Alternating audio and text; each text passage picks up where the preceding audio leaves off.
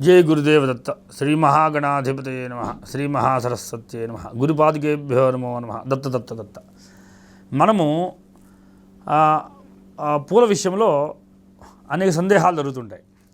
అసలు భగవంతుడికి ఏ పూలు ఇస్తే మంచిదో కూడా తెలుసుకుందాం.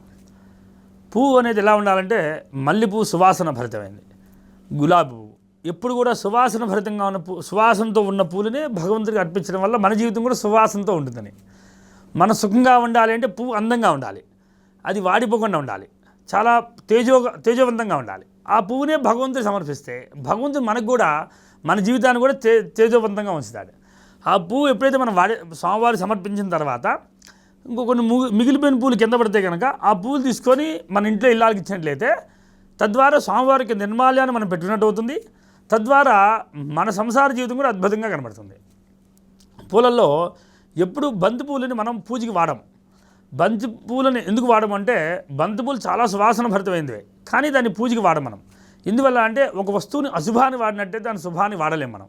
అశుభం అంటే ఏంటంటే కొన్ని ప్రదేశాల్లో వాళ్ళు అనేటువంటి పితృదేవత సంబంధంగా వాడతారు. దాన్ని వాడినప్పుడు ఆ పూలని మన పూజకి దాన్ని వాడడానికి సద్వినియోగం కాదు. కనుక అందరూ ఆక్షేపిస్తారు అంటే ఈ బంతిపూలను మన పూజకి వాడకూడదని.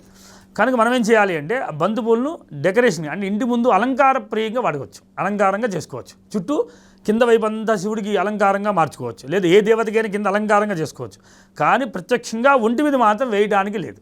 ఎప్పుడైనా సరే ఒంటి మీద వేయాలంటే గులాబీ చక్కగా సువాసన భరితం, గులాబీని కాదు సువాసనగా ఉన్న పూలు ఏదైనా సరే భగవంతుడికి అర్పించవచ్చు.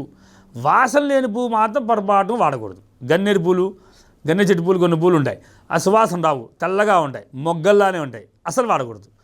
మొగ్గగా ఉన్న పువ్వుని వాడినట్లయితే జీవితము ఎప్పుడు మొగ్గలానే ఉండిపోతారట. అంటే ఏంటి, ఎదుగుదల లేకుండా ఉంటారట, జీవితం విచ్చుకోకుండా ఉంటుందట. కనుక మొగ్గగా కట్టిన మాలను తెచ్చుకు దేవుడి మెళ్ళ వేయకూడదు, మొగ్గగా ఉన్న పూలు మాల తీసుకుని మన మెళ్ళ వేసుకోకూడదు. అంటే మన జీవితం ఎప్పుడు అక్కడే ఉంటుంది, అంటే వాడిపోయి అంటే మొగ్గగా జీవితం ఎదగకుండా ఉంటారట. అందుకని ఎప్పుడు సువాసన లేని పూలను కానీ మొగ్గగా ఉన్న పూలని, సువాసన లేని పూలని మొగ్గగా ఉన్న పూలను వాడడానికి ప్రయత్నం చేయకండి.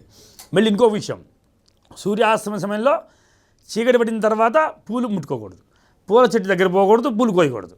చీకటి పడక ముందునే సూర్యుడు ఉన్న సమయంలోనే పువ్వును కోసుకోవాలి.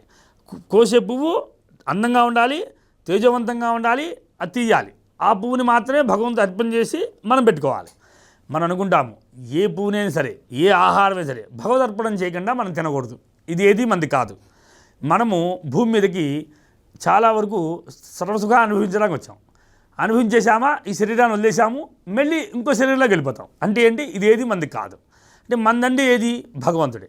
ప్రతి సర్వస్వం మనం తినే ఆహారం, ప్రతి పదార్థం, ప్రతి అణువు, ప్రతి క్షణము, ప్రతి వస్తువు భగవంతుడే. కనుక మనం ఆయనకి అర్పణ చేసి తిన్నట్లయితే తద్వారా మన జీవితం చాలా అద్భుతంగా ఉంటుంది.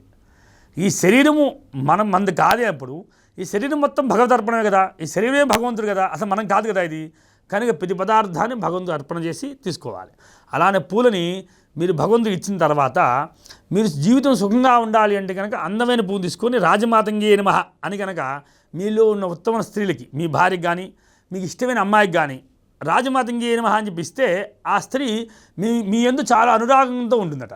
అంటే మీకు బాగా అనురాగంగా ఉండాలి, మీ భార్యతో కానీ లేదా మీకు ఇష్టమైన అమ్మాయితో స్నేహంగా ఉండాలి, చాలా ఆనందాన్ని పొందాలి అనిపిస్తే కనుక ఒక పువ్వుని, అందమైన పువ్వుని లేదా మల్లెపూల మాల కానీ రాజమాతంగి నమః అని 11 సార్లు జపం చేసి ఆ మాలను వారికి ఇచ్చినట్లయితే వారు మీరేం చెప్తున్నారో మీకు ఇష్టమైన పనిగా వాళ్ళు చేస్తుంటారట.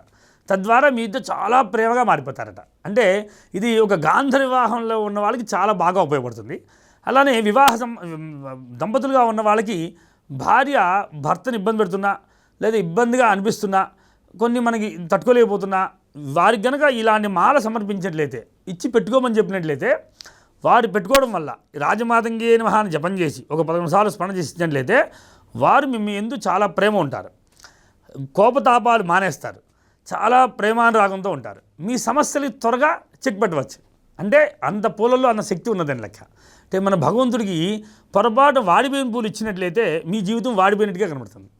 జీవితం పూలని సువాసన పూలు ఇస్తే మీ జీవితం సువాసన లేకుండా ఉంటుంది. అంటే సువాసన లేకపోతే జీవితం ఉపయోగం లేదుగా. జీవితంలో రోజు కమ్మడి ఆహారం, కమ్మడి జీవితము, మంచి లైఫ్ ఎంజాయ్ చేయాలనుకుంటాం కదా, అదేమీ లేకపోతే జీవితంలో ఉండే ఉపయోగం ఏంటి అని అనిపిస్తుంది. అందుకని అన్నీ అనుభవించాలంటే, సర్వసుఖాలు అనుభవించాలంటే ఇలా చేయాలి. ఇంకా దీంట్లో చాలా ప్రత్యేకత ఉంది. మంగళవారం కనుక కుజుడికి మంచి సువాసన పూలు ఇచ్చి ఎర్ర పుష్పాలు ఇస్తే కనుక రుణ బాధ తిరిగిపోతుంది. అదే సంతానం కోసం అయితే కనుక గురువారం కూడా చక్కటి పసుపు రంగు పూలు అంటే చామంతి పూలు లాంటివి తీసుకొని గురువుగా సమర్పించిన దత్తాత్రేయ స్వామివారికి ఇచ్చినా సరే సంతానాభివృద్ధి సుఖంగా ఉంటుందట. అలానే ఒక పూలో కాదు పండ్లో కూడా అంత విశేషం ఉంది. కానీ పూలల్లో మన సోమవారం కనుక శివుడికి అర్పించినట్లయితే మనసు ప్రశాంతంగా ఉంటుంది. అంటే తెల్లని పూలు సోమవారం కూడా శివుడికి అర్పించాలి. అదే కనుక మంగళవారమే శివుడికి అర్పించేటైతే ఎర్ర పూలు అర్పించాలి, బుధవారం అర్పించేటైతే పచ్చడి పూలు అర్పించాలి. అలాగే వారం వారం తగినట్టుగా పూలు మారుస్తూ ఉంటే వారి సంసార జీవితంలో ఏదైతే ఇబ్బంది పడుతున్నారో ఆ సమస్యలన్నీ తొలగిపోతాయి. అంటే వ్యాపారంలో బాగా అభివృద్ధి కలగాలి అంటే బుధవారం పూట చక్కటి పచ్చని పూలు అందమైన పూలు తీసుకొని స్వామివారికి శివుడికి అర్పణ చేయాలి. ప్రతి బుధవారం కనుక సమర్పిస్తే కనుక మీరు వ్యాపార అభివృద్ధి సమృద్ధిగా లభించి తద్వారా విపరీతమైన ఐశ్వర్యంతులు అవుతారు. భార్య సుఖం లేని వాళ్ళు, వివాహం కాని వాళ్ళు, కలత్వ సుఖం లేని వాళ్ళు, సంసార జీవితం సుఖంగా లేని వాళ్ళు శుక్రవారం పూట సాక్షాత్ అమ్మవారికి కానీ పరమేశ్వరికి కలిపి పూలు సమర్పించట్లయితే మీ జీవితంలో ఎప్పుడు కూడా స్త్రీ లేదు అనే ఫీలింగ్ లేకుండా చక్క జీవితం ఆనందంతో ఉంటారు. స్త్రీ సుఖము, వాహన సుఖము, వస్త్ర సుఖము, సర్వసుఖాలు అన్నీ లభిస్తాయి. సోమవారంలో విశేషం ఏంటంటే భోజన సుఖం సమృద్ధిగా లభిస్తుంది. సోమవారం పూట శివుడికి కానీ మీకు ఇష్టమైన భగవంతుడికి కానీ పూలు సమర్పిస్తే అన్న సమృద్ధిగా లభిస్తుంది. శనివారం పూట కనుక శనేశ్వరుడికి కానీ శివుడికి కానీ విష్ణుమూర్తి కానీ పూలమాల సమర్పించిన వాళ్ళకి జీవితంలో కష్టాలు అనేవి రావు, అంటే సర్వసుఖాలు లభిస్తారు. ఎలా ఇవ్వాలి? శంకు పూల్లా కానీ బ్లూ రంగు ఉన్న పూలు అంటే స్కై ఆకాశ రంగు ఉన్న పూలు తీసుకొని స్వామివారికి సమర్పిస్తే మీ జీవితంలో కష్టాలు అనేవి రాకుండా ఉంటాయి. అదే ఆదివారం కనుక మీరు పూలు సమర్పించట్లయితే, ఎర్ర పూలు ఇచ్చేట్లయితే దేహ బాధ లేకుండా ఉంటారు. దేహం ఎప్పుడు సువాసన భరితంగా ఉంటుందట. అందుకని స్వామివారు సమర్పించిన లేదా నీళ్ళలో వేసుకొని స్నానం చేసినా సువాసన భరితంగా ఉంటుంది జీవితం. అందుకని పూలల్లో చాలా ప్రత్యేకతలు ఉన్నాయి.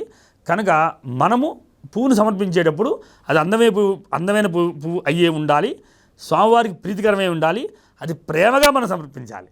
పొరపాటుగా వాడిపోయిన పూలు ఇవ్వకండి, జీవితం వాడిపోయినట్టుగా కనబడుతుంది. జై గురుదేవ దత్త.